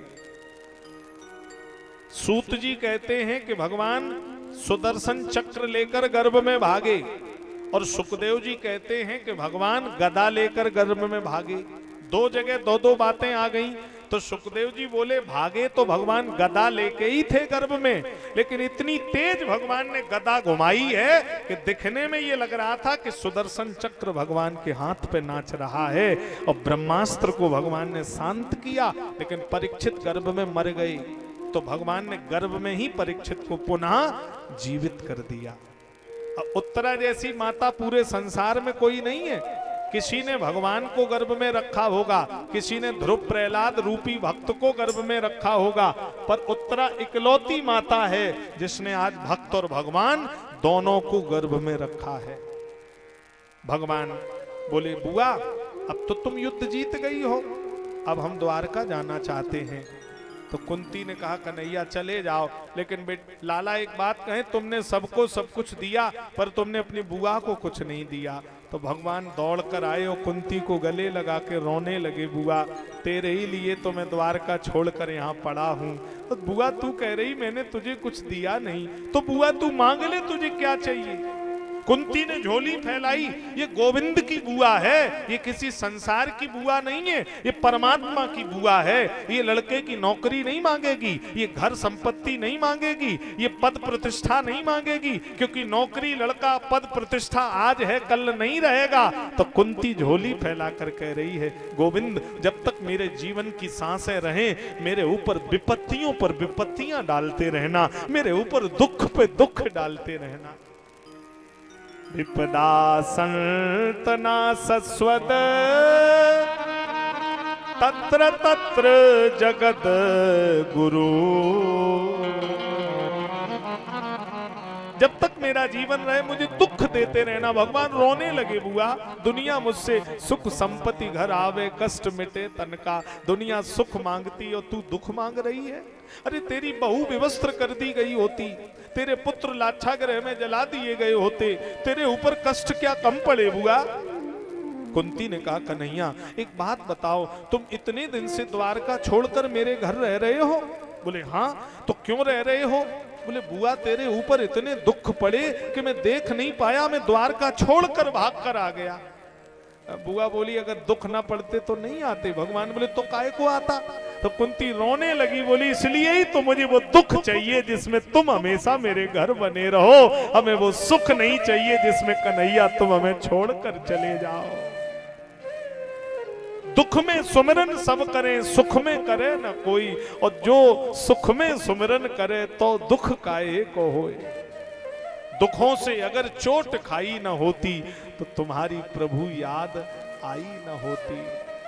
एक भक्त कहते हैं सुख भी मुझे प्यारे हैं, दुख भी मुझे प्यारे हैं, छोड़ूं मैं किसे भगवान, दोनों ही तुम्हारे हैं। सुख भी मुझे प्यारे हैं, दुख भी मुझे प्यारे हैं। ताली बजाते हुए हरि बोल।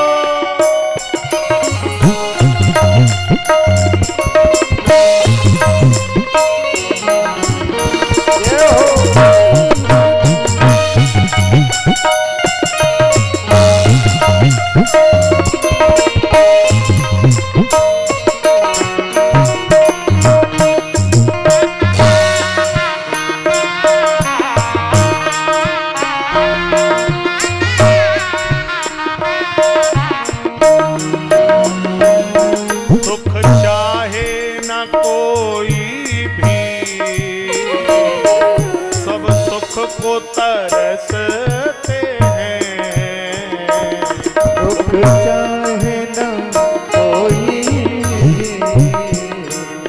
सब सुख को तरसते हैं। सुख में सब हंसते हैं, दुख में सब रोते हैं। सुख में सब दुख में सब रोते हैं। सुख मिले जिसे उसने, सुख मिले जिसे उसने, दुख भी तो सहारे हैं, छोड़ूं मैं किसे भगवान, दोनों ही तुम्हारे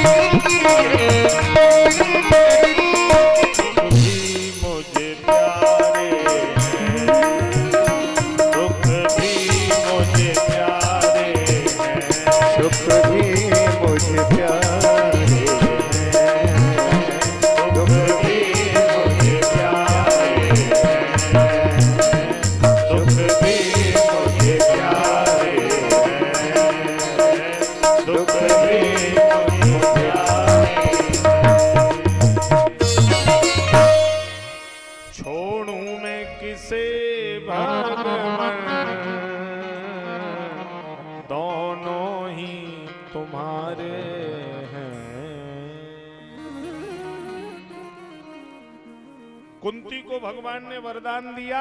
भगवान बोले अब हम जाना चाहते हैं द्वारका। तो धर्मराज बोले कन्हैया चले जाना, लेकिन भीष्म पितामह 6 महीने से अंतिम सैया पे पड़े हैं और अभी तक प्राण नहीं निकले, तो वो तुम्हारे दर्शन की लालसा में पड़े हैं। तो भगवान कुरुक्षेत्र में दौड़ करके गए और देखा पितामह के रोए रोए में बाण बिंधे हैं। तो भगवान भीष्म पितामह को देखकर अपनी हंसी नहीं रोक पाए। पितामह ने हाथ जोड़े, गोविंद और हंसो, जितना हंस पाओ हंस लो। अब ध्यान देना, भगवान द्वापर युग में भीष्म पितामह जैसे सन्यासी ब्रह्मचारी को देखकर हंसी नहीं रोक पाए, और त्रेता युग में एक आमस भोगी पक्षी गिद्धराज जटायु को देखकर अपने आंख के आंसू नहीं रोक पाए। तो अंतर दोनों में क्या हो गया? अंतर ये हो गया, पितामह जैसा सन्यासी साधु मरते मरते अधर्म का साथ देता रहा, और जटायु जैसा मांस खाने वाला पक्षी रवाद मुख से निकला, सौभाग्यवती होए बेटी, मेहंदी ना छूटे हाथों की, तुम पुत्रवती हो ऐ बेटी। जैसे ही द्रौपदी ने घूंघट हटाया तो पितामह के पसीना निकल गया। द्रौपदी तू? द्रौपदी ने कहा बाबा मेरी बात सुनो, जो कल मेरे 5 पतियों में जो एक भी मारा जाएगा, तो मैं कहती हूँ ऐ बाबा वरदान भंग हो जाएगा। पितामह बोले बेटी मैं तो बर्बाद हो गया, मेरी प्रतिज्ञा या वरदान एक तो भंग हो गया, पर तू ये बता तुझे यहाँ लेकर कौन आया था और तुझे ये नेक सलाह किसने दी थी, जल्दी बोल। सो द्रौपदी दरवाजे की तरफ देखे और दरवाजे भगवान छिपे खड़े, और भगवान कान पकड़ के कहें द्रौपदी भूल के मेरा नाम मत लेना। सो फिर पितामह ने आंखें दिखाई, तू बोलती क्यों नहीं है बोल। सो फिर भगवान बोले मेरा नाम मत लेना। तो फिर द्रौपदी ने दरवाजे की तरफ देखा और इशारा किया कि वो मान नहीं रहे। तो भगवान बोले मान नहीं रहे तो उनसे कह दे कि मेरी सास लेकर आई। सो भगवान ने लंबा घूंघट मारा, कह दे मेरी सास ले आई। सास कहाँ है? सो द्रौपदी के मुंह से निकल गया दरवाजे पे खड़ी है। सो पितामह बोले पहले मैं तेरी सास से मिलूंगा जाके। दौड़कर पितामह दरवाजे पर आए तो क्या देखा?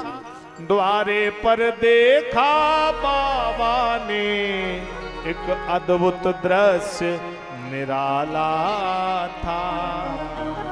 पीतांबर का घूंघट मारे वह जटा मुरलिया वाला था। जटा मुरलिया वाला पीतांबर का घूंघट मारे बैठा है। पितामह ने हाथ जोड़े बाहरे, सास दूसरे के बने काम में टांग अड़ाने की तुम्हारी जिंदगी भर की आदत तुमने यहाँ भी कर ली मन की। भगवान ने घूंघट हटाया। भगवान बोले पितामह हमसे कोई मतलब नहीं है, हमें कोई मतलब नहीं, हम तो जा रहे। भगवान से कहा रुको, हाथ पकड़ा पितामह ने, तुम कहाँ जा रहे हो? तुमने तो हमें बर्बाद किया है, तो सुनो अब हमारा वरदान भंग होगा, हमारी प्रतिज्ञा भंग नहीं होगी। क्या मतलब? जो पे जे हम आए बाण इन पांडवन के न बेद हैं प्राण, तो पे कह कायर समस्त सटकारियों, और जो पे वीर पारथ को अंसिन को अंश हो न जानियो, और जो पे ब्रजराज तुम्हें शस्त्र ना गहाऊं आज, तो पे हमें शांतुनन को सुत हो न जान। कल मेरे हाथ से अर्जुन मारा जाएगा, कल मैं अर्जुन का वध करूंगा, और सुनो तुम्हें अगर मैंने महाभारत में शस्त्र ना पकड़ा दिया तो मेरा नाम पितामह नहीं, मैं शांतुनन का सुत नहीं। जब असल बाप की बात पितामह ने कही तो भगवान बोले सुनो, अगर हमने शस्त्र पकड़ लिया तो हम भी अपने असल बाप के नहीं। बोले लग गई, ठीक है चलो कल देखेंगे कौन असल बाप का है। लग गई शर्त। सवेरा हुआ और दोनों सेनाएं आमने सामने समर भूमि में खड़ी हैं। पितामह ने सूर्योदय हुआ, धनुष बाण अर्जुन के ऊपर लगाया, एक बाण से 1000 बाण निकल पड़े। गंग सुत बाणन ते बिथित बिहाल हुई के, पारथ पुकारो पाही पाही शरणागति। अर्जुन धरती पर गिरा, रोए रोए में बाण घुस गए। गोविंद रक्षा करो, पितामह आज प्राण ले लेंगे मेरे। भगवान बोले अर्जुन मैं कुछ नहीं कर सकता, मेरे असल बाप की लगी है। अर्जुन के आंख में आंसू आ गए, गोविंद अगर आप भी रक्षा नहीं करेंगे तो मेरी रक्षा कौन करेगा। एक बाण पितामह ने और मारा है, भगवान के माथे पर पसीना आ गया, लाल लाल नेत्र हो गए। भगवान ने रथ का पहिया उठाया और दौड़ने लगे पितामह को मारने के लिए। जैसे ही भागे, प्रबल प्रेम के पाले पड़ कर प्रभु को नियम बदलते देखा। प्रबल प्रेम के पाले पड़ कर प्रभु को नियम बदलते देखा। अपना मान तले तल जाए, भक्त का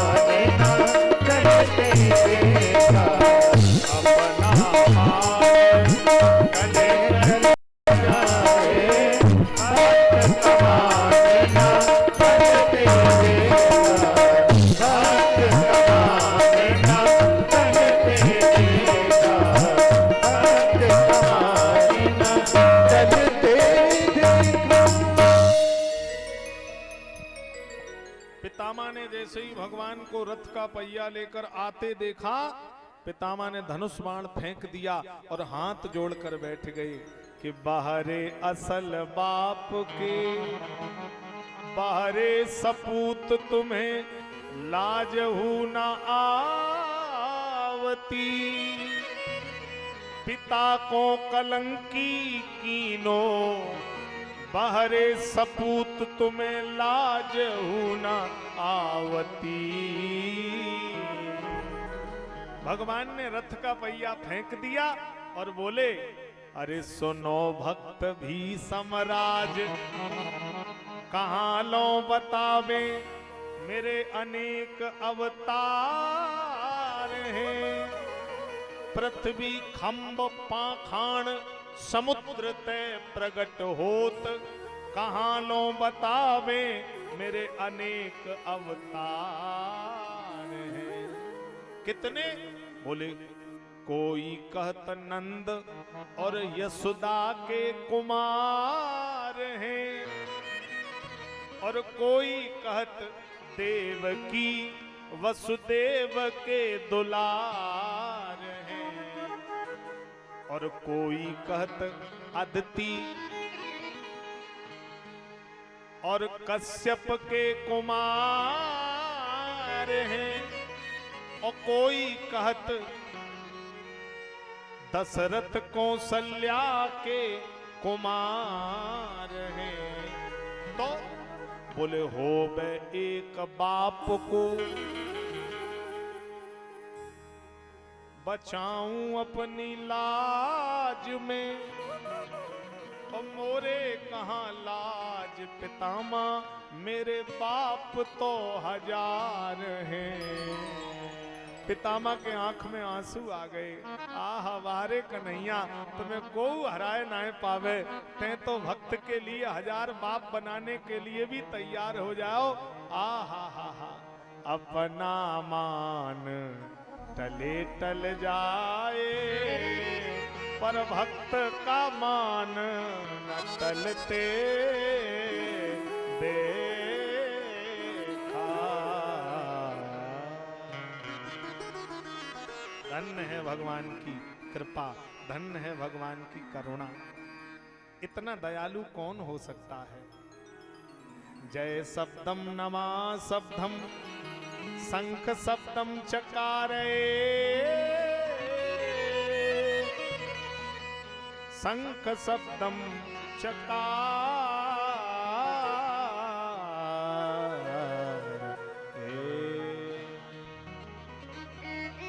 आज सूर्य उत्तरायण हो गया, अब भीष्म पितामह के देह त्यागने का समय आया है, और सामने भगवान खड़े हैं पीतांबरी पहने। तो पितामह ने हाथ जोड़कर कहा, कन्हैया अंतिम स्तुति आप लोग भी बोलो, और भगवान से प्रार्थना करो कि ये स्तुति भगवान आपकी सही कर दे। इतना तो करना स्वामी, जब प्राण तन से निकले। इतना तो करना स्वामी। सभी लोग हाथ जोड़कर बोलो भाव से, भगवान जरूर इच्छा पूरी करेंगे। क्या कहना है? जब मेरे प्राण निकले हैं प्रभु, तो गोविंद नाम लेकर जब प्राण तन से निकले। गोविंद नाम लेकर जब प्राण तन से निकले। और क्या कहोगे? जब प्राण कंठ आए, तो कोई रोग ना सताए। जब प्राण कंठ आए, कोई रोग ना सताए। यम दर्श ना दिखाए, जब प्राण तन से निकले। यम दर्श ना दिखाए, जब प्राण तन से निकले। एक भक्त की है अर्जी, खुद गर्ज की है गर्जी। एक भक्त की है अर्जी, खुद गर्ज की है गर्जी। आगे तुम्हारी मर्जी, जब प्राण तन से निकले। आगे तुम्हारी मर्जी, जब प्राण तन से निकले। इतना तो करना स्वामी, जब प्राण तन से निकले। जब प्राण तन से निकले। सूर्य उत्तरायण हुआ, भीष्म पितामह ने अपने शरीर का परित्याग कर दिया। बोलिए भक्त वत्सल भगवान की जय। भगवान बड़े कृपालु हैं। मुझे बात स्मरण आ रही है, 2 वर्ष पहले मेरी कथा वृंदावन में चल रही थी, बांके बिहारी मंदिर के बिल्कुल पास में रामानंद आश्रम में। तो मैं वहां 6वें दिन कथा के अखबार पढ़ रहा था। मैंने पढ़ा, सत्य घटना है, अभी 2 वर्ष पुरानी। कोई दिल्ली से हीरा व्यापारी सेठ, बहुत बड़ा आदमी, 2-3 गाड़ियां लेकर आया था सापरबार बिहारी जी के दर्शन करने। उसकी कोई मनोकामना पूरी हो गई थी, तो हीरे का हार बिहारी जी को भेंट करने आया। और जब वो वापस जा रहा था तो कोसी कला हाईवे पर उसकी गाड़ी खराब हो गई। बड़ी महंगी गाड़ी, 4-5 करोड़ की गाड़ी, और 2-3 गाड़ियां आगे पीछे। तो मथुरा से मैकेनिक बुलाया गया, गाड़ी ठीक होने लगी। तब तक वो सेठ गाड़ी से निकलकर वहीं हाईवे पे टहलने लगा। तो हाईवे के किनारे गांव था, और उस गांव में भीड़ लगी थी और रोने चिल्लाने की आवाजें आ रही थी। सेठ ने कहा, भैया किसी से पूछा, ये गांव में भीड़ लगी, रोने की आवाज कैसे आ रही है? तो लोगों ने कहा, बाबूजी हमारे गांव में एक भांजी बचपन से रह रही है, उसकी माँ जन्म देते ही मर गई और गरीब घर की थी, और पिता 20 बरस हो गए, पता नहीं चला जिंदा है कि नहीं, पिता भी नहीं आया लौट के घर। तो बचपन से बिटिया अपने मामा के घर यहीं रह रही है, और मामा भी गरीब है। तो आज उस बिटिया की बारात आई है। तो बोले लेन देन के पीछे मामा गरीब है, तो बात बिगड़ गई, सो बारात वापस हो रही है।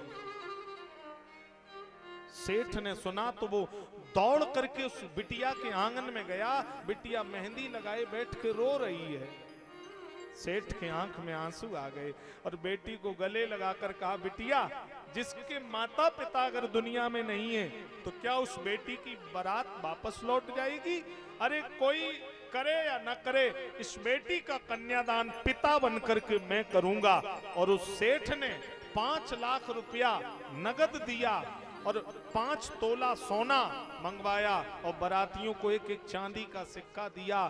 बहुत सारे कपड़े वस्त्र मंगाए, और उस 2 घंटे में सारी व्यवस्था करके बारात विदा करा दी।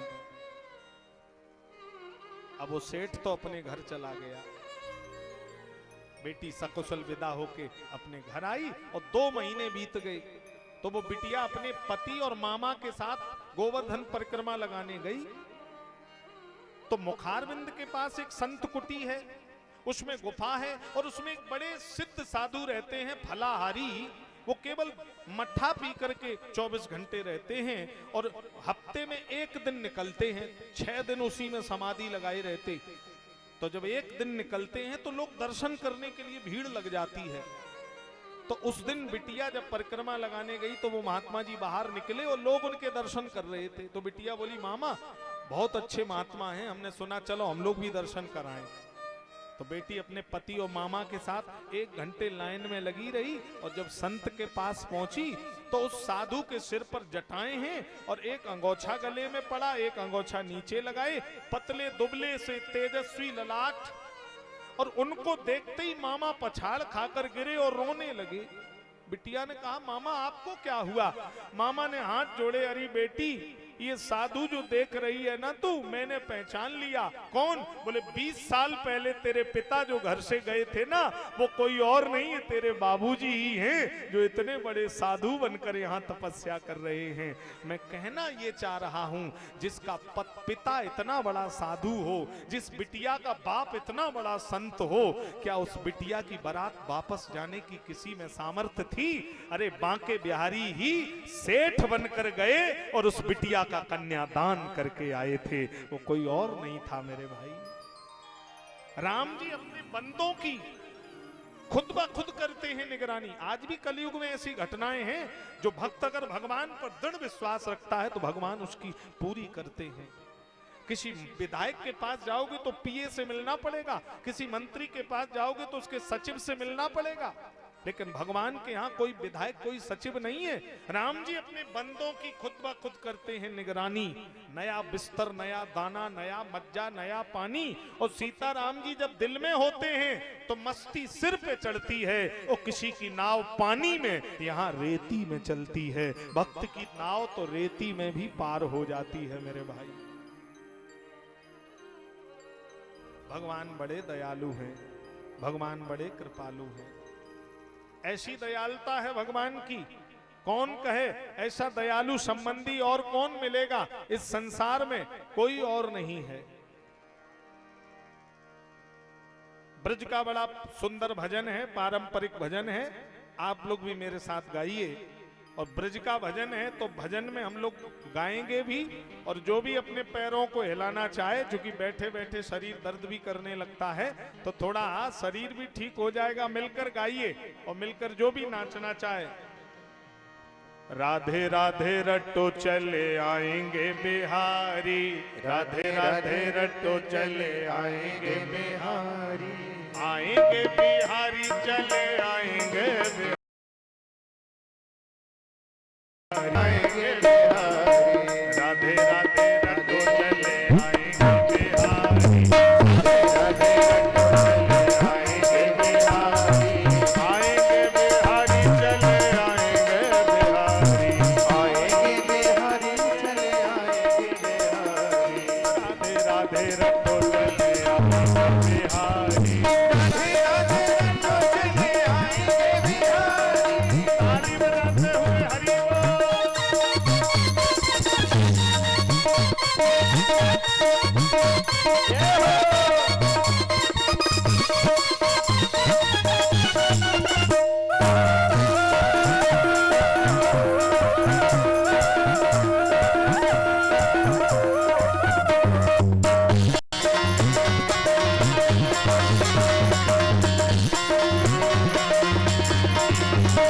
मेरी चंदा चकोर है बिहारी, राधा मेरी चंदा चकोर है बिहारी, राधा मेरी मिश्री तो स्वाद है बिहारी, राधा मेरी मिश्री तो स्वाद है बिहारी, राधे राधे राधे राधे राधे राधे रट्टो चले आएंगे बिहारी, राधे राधे रट्टो चले आएंगे बिहारी।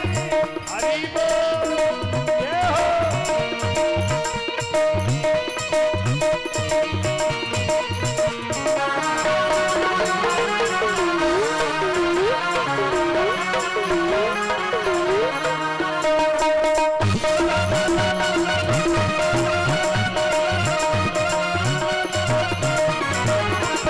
रानी गंगा तो धार है बिहारी, राधा रानी गंगा तो धार है बिहारी, राधा रानी तन है तो प्राण है बिहारी, राधा रानी तन है तो प्राण है बिहारी, राधा रानी सागर तरंग है बिहारी, राधा रानी सागर तरंग है बिहारी, राधा रानी मोहनी तो मोहन बिहारी, राधे राधे राधे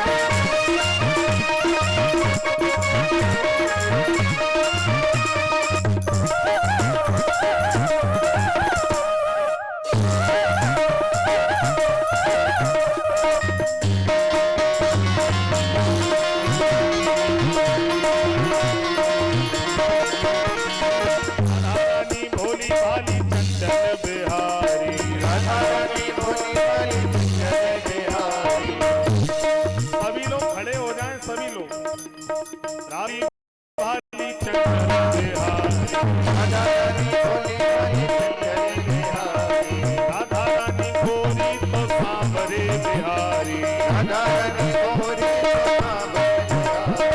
राधा रानी गोरी तो सांवरे बिहारी राधा रानी भोली तो सांवरे बिहारी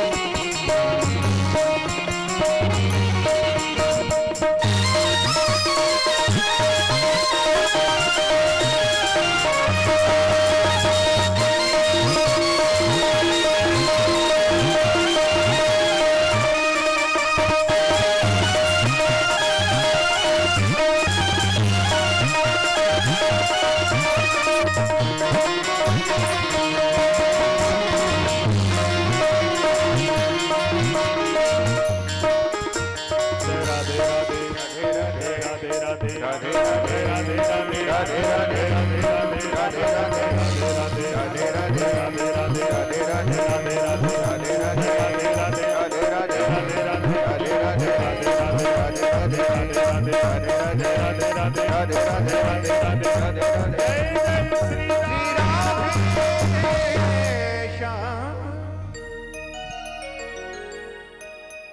कल हम लोग सभी लोग खड़े रहें। कल हम लोग बड़ी पावनी कथा श्रवण करेंगे जिसमें परीक्षित जी को श्राप लगना, सुखदेव जी के द्वारा श्रीमद् भागवत जी की कथा श्रवण करना, सृष्टि क्रम वर्णन, उद्धव विदुर संवाद, काकी कृष्ण संवाद, कपिलाष्टाध्यायी, सांख्य योग, भक्ति योग, कर्म योग, जो गंगा सारे संसार को पवित्र करती है। गंगा को पाप लग गए तो गंगा के पाप किसने दूर किए, और एक दिन से लेकर 9 महीने तक गर्भ के भीतर की जानकारी कोई डॉक्टर 3 महीना पहले से सिद्ध नहीं कर सकता गर्भ में लड़का है या लड़की। हजारों साल पहले भागवत लिखी गई, न तब अल्ट्रासाउंड मशीन थी, न कंप्यूटर था। हजारों साल पहले हमारे संत महात्माओं ने आध्यात्मिक साइंस के द्वारा गर्भ के भीतर की सारी जानकारी लिख दी। कल मैं विस्तार से वर्णन करूंगा। और बिन अग तजी सती असनारी, क्या अपराध सती ने कर दिया जो भोले बाबा ने सती जैसी नारी का परित्याग कर दिया। शिव विवाह तक कल कथा को हम लोग ले जाएंगे। बड़े भाव से आप लोग कथा में उपस्थित रहेंगे। 12 बजे से 4 बजे तक कथा का समय है, और एक एक व्यक्ति एक एक को साथ लेकर आए तो आपको भी आनंद आएगा, मुझे भी आनंद आएगा। अधिक से अधिक संख्या में आकर इस कथा का लाभ ग्रहण करते रहें। आइए अब हम लोग मिलकर मंगलमयी आरती की तरफ चलेंगे बड़े भाव और श्रद्धा के साथ।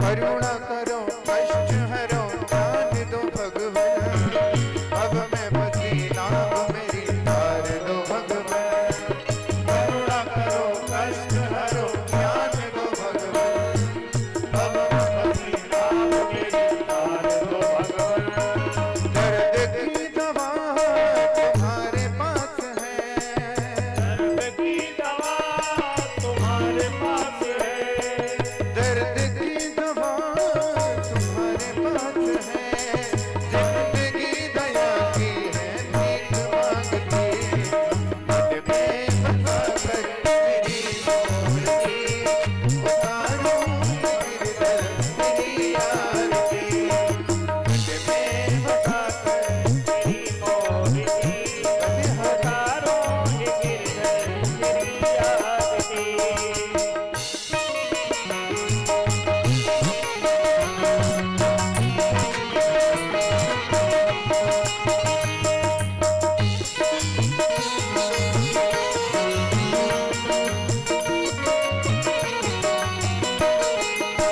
मांगू तुझसे क्या मैं ही सोचूं भगवान जिंदगी जब तेरे नाम कर ली अरमान मांगू तुझसे क्या मैं ही सोचूं भगवान जिंदगी जब तेरे नाम कर ली अरमान सब कुछ तेरा कुछ नहीं मेरा सब कुछ तेरा कुछ नहीं मेरा सब